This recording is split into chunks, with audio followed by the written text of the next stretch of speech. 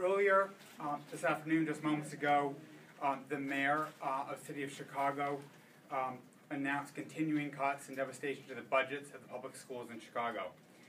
Just last night, less than 24 hours ago, the mayor detailed $200 million in cuts to the public schools.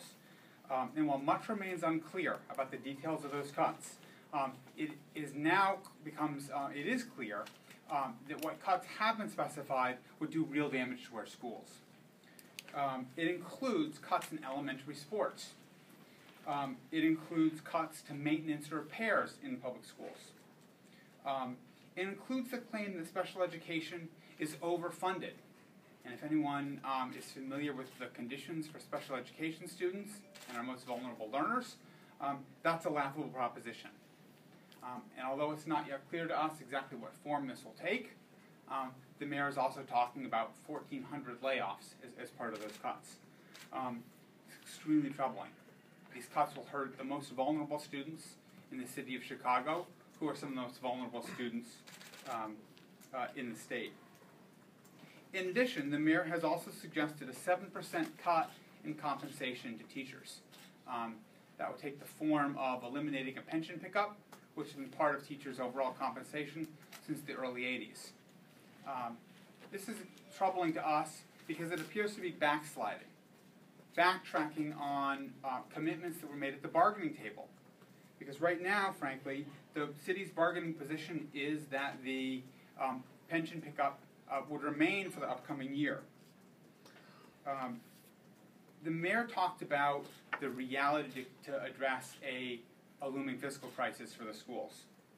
The reality is that there does need to be a tax increase in the city of Chicago to address school funding. That's something which the union has been talking about for a long time. But we need a progressive tax solution, not a regressive tax solution which hits the poorest people, the people whose entire savings is tied up in their house. If you think about the causes, the need for this, for an increase in funding, an increase in revenue, it's tied to many things. It's tied really, in large part, to over a decade of missed pension payments. But it's also tied to several decades of building spree on the part of the Chicago Public Schools, in which year after year, the city of Chicago's capital budget exceeded $1 billion. And they built new schools and renovated schools.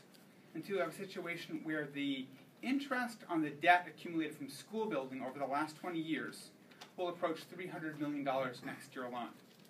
I'll say it again.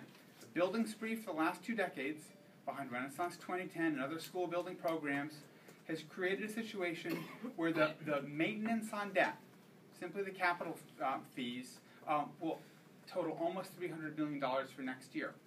At the same time the city was spending on its credit card to build schools, it refused to take advantage of tax options which were available at the time. So, for example, we've recently discovered that there was a $50 million a year capital improvement tax, which the city and the city council never made use of. And so the current fiscal crisis has been created by a long-term pattern of poor fiscal management, which has to come back to the feet of the mayor and the hand-picked board which the mayor appointed. And so we have a situation where a series of bad financial deals are crippling the city and have led the schools to the edge of a financial cliff. And yet somehow the person who's responsible for appointing the people who created those policies is now trying to ask frontline educators to take a 7% pay cut in order to solve the crisis. And that will not be acceptable to the teachers union. It will not be acceptable to the people who send their kids to public school because it will cause devastation in the front, in the halls, in the frontline, to the frontline educators across the city.